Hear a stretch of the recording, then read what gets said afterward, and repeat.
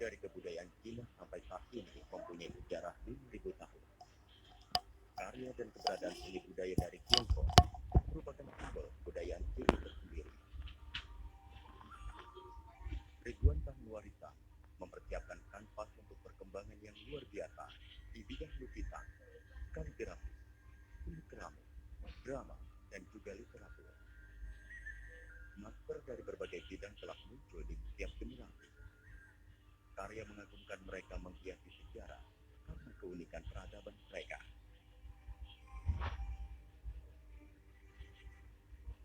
Lukisan refleksi neraka ini merupakan penyatuan dari seni dan budaya. Dengan keteguhan, pelukis ini menyelesaikan karya hebat ini dalam waktu 1 tahun. Walaupun dia sudah berumur 75 tahun, pencapaian semacam ini belum pernah didapatkan sebelumnya. Selain itu, lukisan sepanjang 50 meter ini menggambar lebih dari 1000 tokoh manusia dan menggambarkan pemandangan indah, binatang, pegunungan, dan seni pembuatan lukisan tersebut dinilai hebat sekali. Pada gambar, terkandung makna jiwa yang mendalam, bisa membuat sanubari orang tergugah untuk melakukan hal yang baik. Ini ajaran terbaik yang diberikan seorang seniman pada manusia.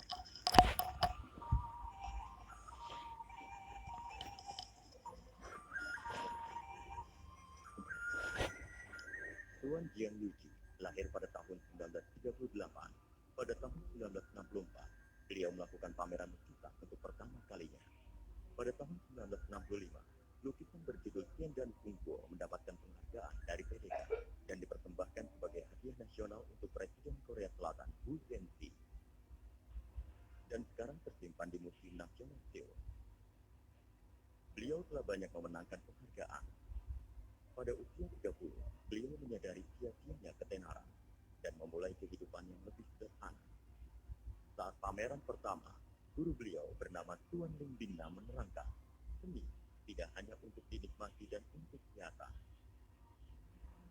tapi harus dapat memurnikan dan menggugah hati orang. Karena itulah karya-karya seni beliau yang selanjutnya mengandung makna yang dalam, walaupun tidak dapat terkata-kata. Pada zaman dulu, Konghucu membuat buku musim semi dan musim gugur, yang merupakan catatan kejadian masa kehidupannya. Ini membuat mereka yang tidak bermoral takut akan akibat perbuatan mereka. Saat ini, lukisan gambaran mengenai neraka telah beredar, berharap dapat menggugah sanubari dari para cendekiawan, seniman, politikus, dan para pekerja di media. Agar kita semua menyadari tanggung jawab kita di zaman ini, dan memanfaatkan pengaruh mereka secara positif. Juga mendorong orang-orang untuk lebih rendah hati, sederhana, dan jujur. Bagi Tuan Jiang, menggugah pikiran manusia melalui lukisan tetap menjadi keinginannya bagi semua umat manusia. Inilah perkenalan untuk lukisan gambaran mengenai neraka. Kehidupan manusia sangatlah pendek. Kehidupan manusia tidak kekal. Ketika kita tidak bernafas, maka hidup kita berakhir. Kalau manusia bisa terlahir, maka juga ada kematian. Kita harus tahu kemana kita pergi sesudah kita meninggal. Apakah terlahir di alam suka mati, atau menjadi dewa, atau masuk neraka, atau terlahir sebagai hantu kelaparan, terlahir kembali sebagai binatang, atau manusia. Tidak ada yang terlepas dari karma yang kita perbuat di dalam kehidupan ini. Gambaran perubahan di alam neraka menceritakan kebenaran tentang penderitaan manusia di dalam neraka. Semuanya adalah karena perbuatan kita sendiri, dan kita harus menanggung akibatnya. Dan semua itu bukanlah ditetapkan oleh Raja Yama. Setelah melihat lukisan ini, kita harus menyadari betapa sulitnya untuk dilahirkan kembali menjadi manusia. Hal ini benar-benar sangat mengerikan. Pikiran-pikiran yang akan mengakibatkan penderitaan dan siksaan di neraka. Kita mengatakan, menyesali dan bertobat dengan setulus hati atas kesalahan dan dosa bisa melepas kita dari karma buruk. Semoga kita bersama-sama menjalankannya. Buddha Amitabha menjemput kita ke alam Sukapati. Pencapaian terhebat kehidupan kita adalah bisa berhasrat terlahir di tanah suci. Ini akan mengakhiri proses kelahiran kembali dan membebaskan kehidupan maupun kematian. Dan alam Sukhavati adalah tanah yang tenang, yang dibangun oleh Buddha Amitabha dengan kekuatan ikrar sahabatan. Tujuannya adalah untuk membebaskan manusia dari penderitaan. Jika kita punya iman dan ikrar untuk melafalkan nama Buddha segenap hati, jika kita memiliki ketulusan dalam iman, ikrar dan perbuatan kita, dan jika kita mematuhi Buddha dalam cara hidup kita, maka pada saat kehidupan kita berakhir, para Buddha dan para Bodhisattva akan datang menjemput kita ke alam surgawi.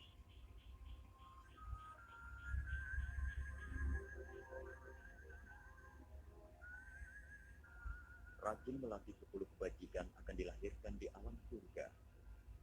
Jika kita tidak bisa terlahir di alam Sukhavati, tapi dalam masa hidup kita menimbun kebajikan, kita masih dapat masuk surga untuk menikmati kesenangan. Tapi setidaknya harus memenuhi 10 kebajikan. Apa 10 kebajikan itu? 1 tidak membunuh, 2 tidak mencuri, 3 tidak berbuat asusila, 4 tidak berdusta, 5 tidak tumbang, 6 tidak mengadu domba, 7 tidak bicara kotor, 8 tidak serakah, 9 tidak membenci, 10 tidak bodoh.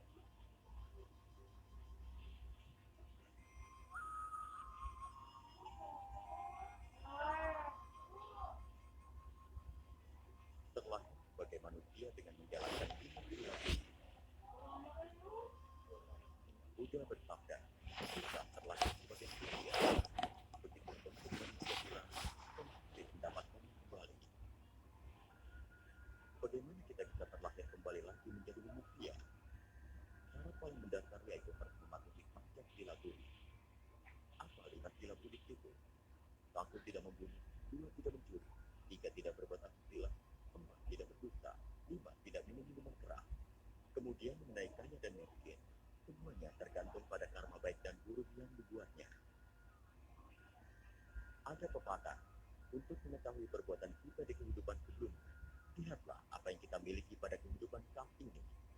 Untuk mengetahui bagaimana kehidupan kita selanjutnya, perhatikan saja apa yang kita perbuat dalam kehidupan saat ini. Kita harus mengerti dengan jelas teori ini. Lakukan 10 perbuatan jahat kembali ke alam neraka. 10 kejahatan adalah kebalikan dari 10 kebajikan. Hidup manusia hanya sebentar. Jika kita tidak menyadari pentingnya menimbun karma baik, atau tidak memahami hukum sebab akibat, atau tidak menimbun kebajikan dan nilai, maka saat kita berdiri menghadap hakim di alam neraka, sudah terlambat untuk menyesalinya. Terlambat untuk menyesal, hakim sudah tiba untuk menghakimi kita. Ini seperti baru bangun dari mimpi. Semua perbuatan saat hidup akan dihakimi saat kita meninggal.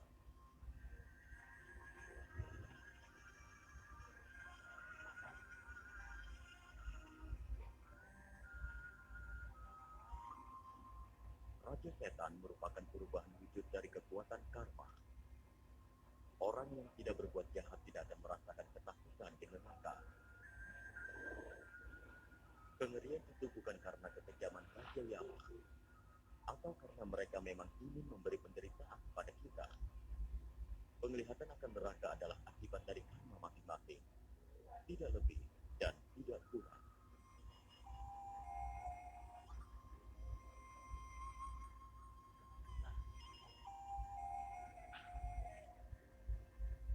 Aula pertama di dalam neraka, Aula Raja Jin Buang. Aula ini mengendalikan seluruh manusia yang meninggal muda. Hukuman dalam neraka sudah diputuskan. Semua roh yang dibawa ke aula ini untuk diadili dan dihukum keputusan akan dihukum di alam neraka untuk mengurangi karma buruk mereka. Jika roh seseorang dapat mengimbangi perbuatan baik dan buruknya, maka roh itu akan dikirim ke aula 10 untuk dilahirkan kembali. Tidak ada yang bisa sembunyi di hadapan cermin karma. Orang licik dan jahat akan terungkap. Ketika meninggal, tak ada yang dibawa kecuali karmanya sendiri. Cermin karma akan memperlihatkan semua perbuatan jahat kita. Tak ada yang bisa memungkirinya. Berbakti adalah paling utama dari ratusan kebajikan. Dosa paling berat adalah bunuh diri. Bunuh diri adalah perbuatan bodoh dan juga sangat menderita. Pembalasan dari dosa bunuh diri lebih menyakitkan. Orang itu harus mengalami penderitaan bunuh diri terus-menerus karena dia belum membalas empat jasa kebajikan. Jasa kebajikan orang tua, guru, negara, dan seluruh manusia. Jika seseorang bunuh diri tanpa memenuhi kewajibannya dulu, bukan hanya orang tua yang merasa sedih, tapi pasangan dan anak-anaknya akan menjalani hidup yang menderita. Karena itulah, dosa ini dianggap sangat berat.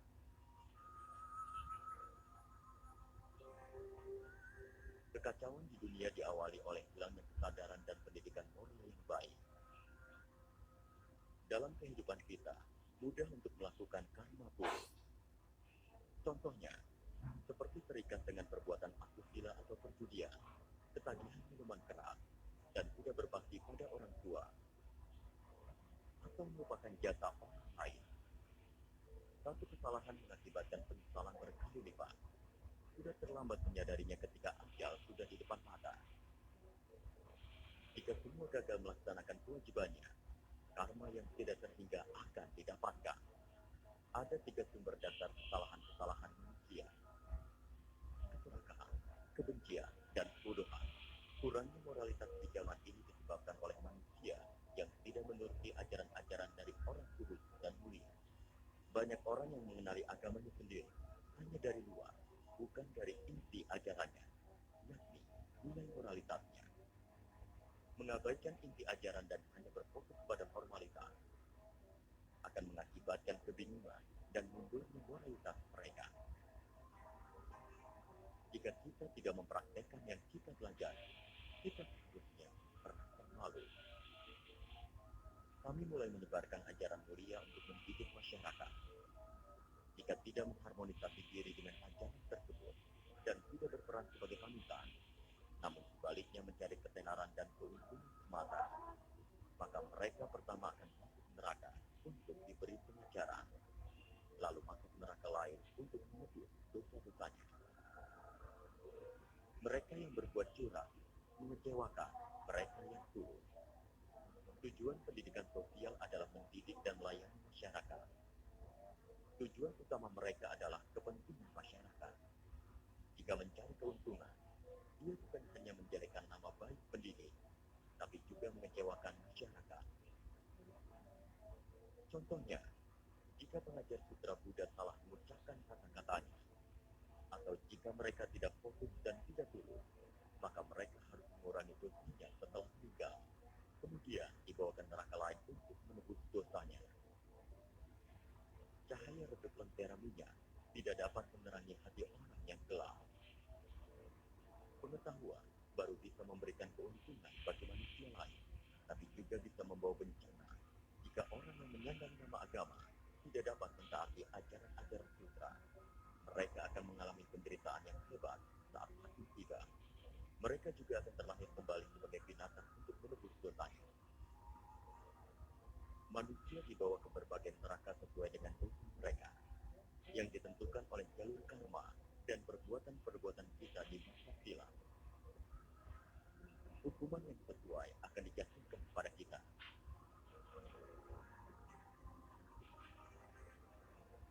Neraka silam. Dikatakan, pikiran buruk berasal dari kehidupan yang nyaman. Di zaman ini, banyak orang yang melakukan perbuatan asusila. Orang yang masuk neraka ini dulunya senang melakukan perbuatan asusila dan perzinahan. Mereka yang menjual buku-buku, film, CD pornografi, atau mengambil foto, menulis, mempertunjukkan hal-hal porno dan jenisnya. Setelah meninggal, mereka akan masuk ke dalam neraka ini. Mereka dipaksa untuk memeluk tiang tembaga yang terbakar panas dan merasakan mati terbakar pada seluruh tubuh mereka. Lalu mereka akan disebutkan berulang kali dalam neraka ini sebagai hukumannya. Masuk penderitaan yang tiada tara. Setelah mereka menghapus karma buruknya, mereka akan terlahir ke alam binatang. Setelah itu, mereka akan terlahir kembali menjadi manusia. Mereka biasanya miskin, tidak disukai, dan umur pendek. Neraka ranjang api. Neraka ranjang api sama seperti papan pemanasan di alam manusia. Pria yang melakukan perbuatan asusila dipaksa memeluk tiang tembaga, sedangkan wanita disiksa di atas ranjang api. Mereka yang suka membunuh dan memasak daging dengan berbagai cara, atau yang suka menginjak serangga, akan masuk neraka ini setelah meninggal. Masa hukuman dalam neraka ini sangat panjang, tidak terbayangkan. Jika mereka sudah selesai menghapus karma untuk neraka ini, tapi masih punya karma buruk lain, mereka akan dimasukkan ke neraka lain untuk membersihkan karma itu. Aula neraka kedua, Aula Raja Cuciang. Raja Cuciang memimpin aula kedua, menguasai neraka besar Guo. Yang datang ke sini adalah mereka yang melakukan begitu banyak pembunuhan. Hukuman yang diterima sepadan dengan tiap pembunuhan yang dilakukan. Begitu dia membunuh, begitulah dia dibunuh. Mereka masuk ke neraka ini karena senang membunuh di kehidupan silam mereka. Jika pembunuhannya dapat dibagi menjadi 3 tingkat, maka akan ada 3 tingkat neraka yang sepadan. Tingkatnya, hukuman sesuai dengan karma masing-masing, dan manusia dapat dikirim sampai ke 16 tempat untuk menjalani hukuman. Seseorang akan masuk ke neraka lain setelah menyelesaikan penderitaan di sini. Hukuman ini bisa berlangsung selama ratusan atau ribuan tahun. Penderitaan semakin meningkat di tiap lapisan dari 16 tempat ini. Setiap lapisan terhubung, sehingga penyiksaan tidak ada hentinya.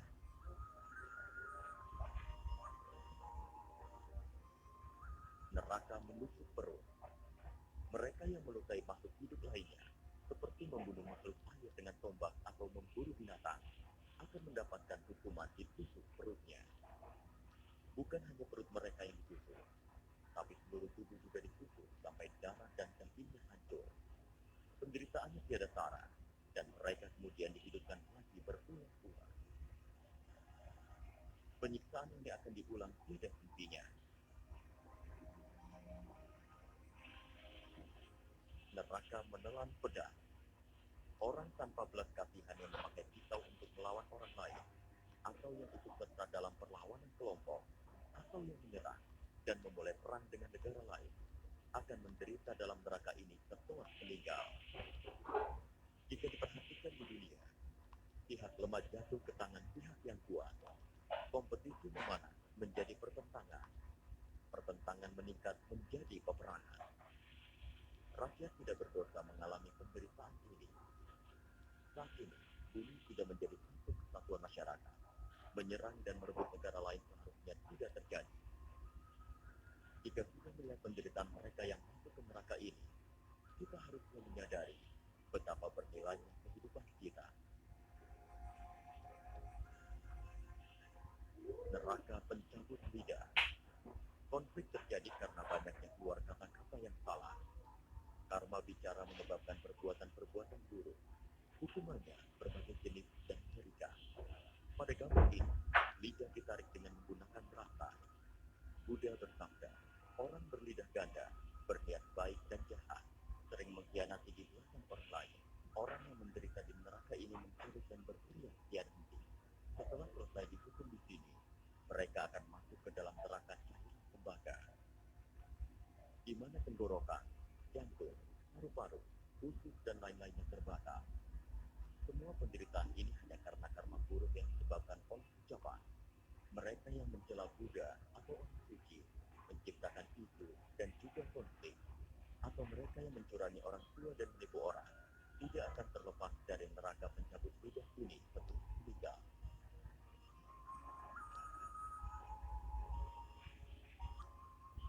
Neraka hukuman cambuk. Sekecil apapun seekor binatang, mereka tetap harus hidup. Sengaja mencambuk dan melukai binatang kecil atau menginjak semut. Walaupun mereka tidak bisa bicara dan melawan, penderitaan mereka tidak berbeda dengan manusia. Orang yang tidak punya cinta kasih ini akan dihukum dan dibukuli setelah meninggal. Setiap perbuatan ada balasannya, seperti bayangan yang mengikuti. Kita harus mewaspadainya. Neraka cincangan.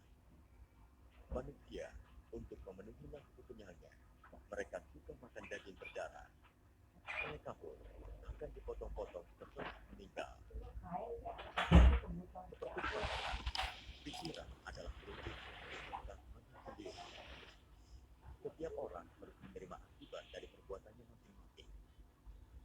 Neraka berdingin es, menaruh makhluk hidup ke tempat dingin agar mati beku, seperti meletakkan ikan di ruang beku, atau membekukan orang begitu meninggal. Perbuatan tidak baik. Mereka yang melakukannya akan dikirim ke neraka ini.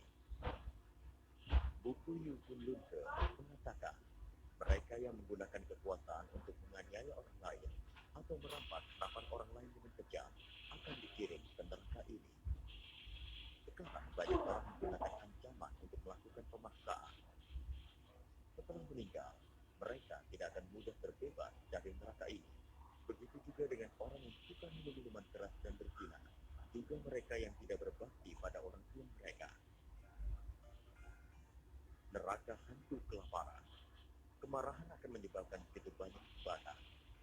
Orang jatuh ke neraka ini karena kemarahan mereka. Karena serakah, mereka tidak mau memberi. Hantu-hantu kelaparan ini menderita karena haus dan lapar, dan juga menderita karena terbakarnya tubuh mereka.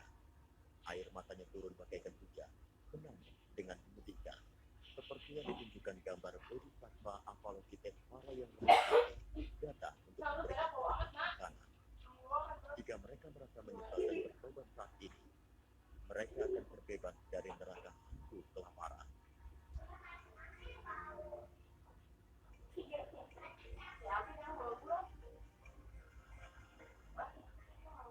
Neraka genangan darah. Yuli berkata, mereka yang waktu hidup suka membunuh makhluk hidup akan masuk neraka ini. Sangat kejam dan menyedihkan sekali melihat binatang dibunuh, berbaring di genangan darahnya. Mereka biasanya mati kehabisan darah. Betapa menderitanya. Bagaimana jika manusia yang dibunuh? Apakah kita tidak marah? Tidakkah kita ingin balas dendam? Yusuf membicarakan orang yang menggunakan tipu muslihat untuk mencurangi dan mengambil harta milik orang lain. Mereka yang menipu orang tua demi mengambil uang dan harta miliknya, dan menyebabkan orang itu hidup atau mati dengan menderita. Mereka melakukan dosa yang sangat berat. Sama seperti hantu berhutang darah. Setelah meninggal, mereka akan masuk ke neraka ini untuk menebus dosa.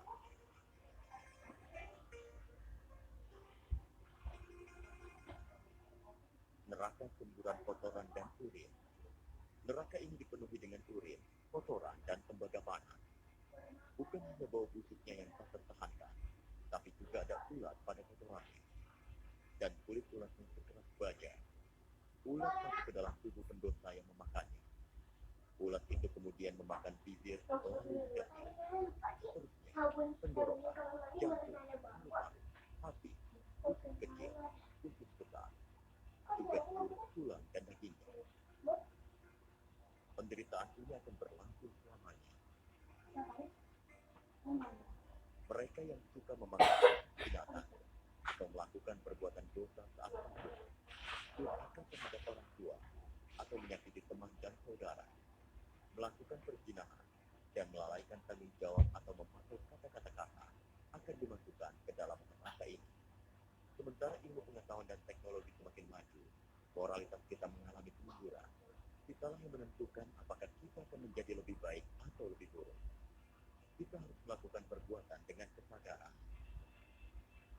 Aula ketiga, Aula Raja Kunti. Raja ini menguasai neraka paling hitam. Mereka yang masuk ke neraka ini karena memiliki pikiran-pikiran jahat, kebencian, kebodohan, dan suka membunuh. Mereka yang masuk ke neraka ini termakan oleh api panas dan juga terikat oleh tali hitam. Kemudian akan didorong ke lantai panas penuh pisau besi yang tajam. Selain itu, ada anjing dengan gigi beku memakannya. Tubuh mereka robek dan dimakan. Sangat mengenaskan dan suara jeritan membahana. Mereka tidak bisa keluar sampai karma mereka sudah bersih. Kalau terlahir kembali sebagai manusia, mereka biasanya lahir ke kelas terendah. dan sering mengalami kehausan, juga kelaparan. Penderitaan di neraka ini melebihi neraka tukang kuo. Setelah menebus dosanya di sini, apabila ada dosa lain, mereka akan dibawa ke neraka lain untuk menebusnya. Setelah melihat penderitaan di neraka, sadarlah agar jangan sampai masuk ke neraka. Neraka ditimpa pemberat. Mereka yang mematikan makhluk lain dengan menghancurkannya akan masuk ke neraka ini setelah meninggal. Contohnya, untuk mengkonsumsi makanan enak, orang menghancurkan daging atau ikan untuk dibuat kacang atau bakso. Banyak juga orang yang melakukan penipuan dan mencelakakan orang lain. Sekarang ini, banyak orang yang menipu orang tua, pihak lemah, wanita dan anak, membuat orang lain hidup menderita dan berdaya. Mereka yang melakukannya akan masuk ke neraka ini. Neraka mengorek mata. Pembalasan neraka adalah orang berhubungan. Satu perbuatan salah mengakibatkan banyak dosa. Semakin banyak karma buruk, maka semakin banyak hukuman yang diterima. Mengorek mata hanya salah satu di antaranya. Yusuf berkata, mereka yang membuat dokumen palsu dan menjebak orang sehingga kehilangan harta benda miliknya akan masuk ke dalam neraka ini. Mereka yang berbuat salah akan masuk ke neraka paling hitam. Banyak dari mereka akan mengalami hukuman pengorekan mata. Neraka digantung terbalik. Jika seseorang senang menganiaya, seperti memaksa makhluk hidup jalan terbalik, atau menggantung ikan dan udang terbalik setelah berhasil menangkapnya, atau mereka yang memanggang babi, domba, ayam, dan juga bebek, atau hewan lainnya akan dikirim ke neraka ini. Mereka yang memasang perangkap dan memburu binatang serta menggantungnya terbalik, atau mereka yang menculik dan melakukan perbuatan zina pada korbannya akan dimasukkan ke dalam neraka ini.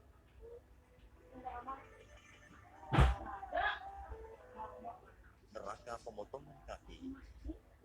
Yusuf berkata, mereka yang kuat dan menyiksa yang lemah, atau menggunakan kekuasaan untuk menganiaya orang lain, misalnya berlaku kejam pada bawahan dan pembantu, dan membuat hidup mereka menderita, akan dikirim ke neraka ini, di mana kaki mereka akan dipotong sebagai hukumannya. Neraka penghisap darah. Yuli berkata, siapa yang memakai kekuasaannya untuk korupsi, merebut harta benda dan makanan orang lain serupa dengan penghisap darah yang mengeksploitasi pihak lemah dan kecil. Setelah meninggal, mereka akan neraka penghisap darah. Mereka akan diikat di ruangan penuh kelelawar. Mereka akan mati karena darahnya dihisap sampai habis. Mereka akan dihidupkan kembali ketika angin menyentuhnya. Dan mereka akan mengalami penderitaan yang sama berulang kali, sampai karma mereka sudah bersih. Kemudian mereka akan dimasukkan ke neraka lain untuk menebus dosa lain. Neraka